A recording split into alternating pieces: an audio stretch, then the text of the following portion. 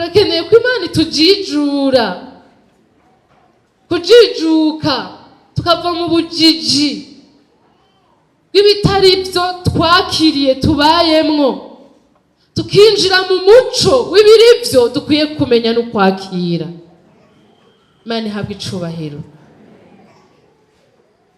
Haleluya. Rero ikintu nagomba kuvuga, turakeneye gukura mu kwizera, kuko umukristo wese, umuntu wese yakiriye Yesu yihanye ibyaha byiwe mu kuri no mu mpwemu, yabishobojwe n'ukwizera afise muri we.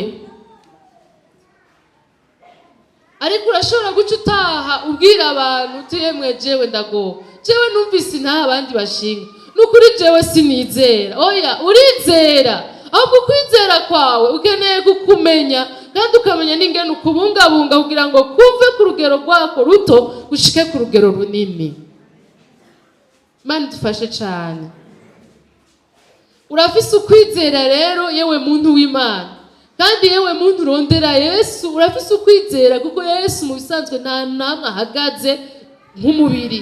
Igituma umurondera nuko wizeye ko ariho, kandi ko wizeye utabona urizera. Byakira urizera. Imana ihabwe icubahiro cane. Gete rya mbere, bambe rya kabiri igice ca mbere.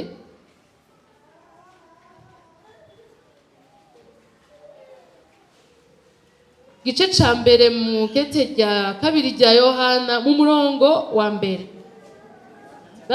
Navuze rya Yohana, oya ni rya Petero, nibyo ubu niho nari nihenze. Imana ishimwe.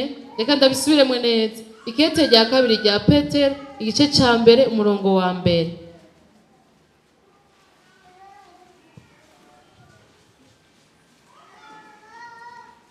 Twahashitse.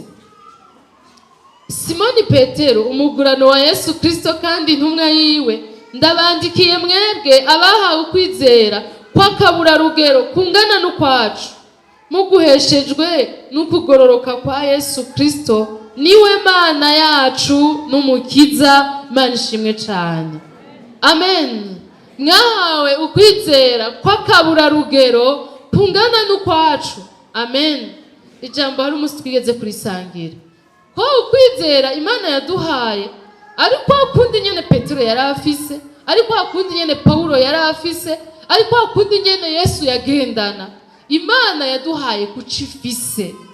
Jambo ry'Imana ritubwira muri Yohana 1 ngo ibibogaboga muri we nivyo yatuhaye ko twese, ngo n'ubuntu bugerekeranye n'ubundi. Ariko kubimenya yuko ufise uko kwizera n'ikindi kintu kikongera izindi nkomezi. Haleluya. Imana ishimwe. Mu Baroma 1 murongo wa 17, kuko muri bwo ariho ukugororoka kuva ku Mana guhishurwa, guheshwa n'ukwizera kukagwiza ukwizera, nk'uko vyanditswe ngo umugororosi azobeshwaho n'ukwizera. Imana ishimwe. Kuko muri bwo ariho ukugororoka kuva ku Mana guhishurwa, nuko kugororoka guheshwa n'ukwizera.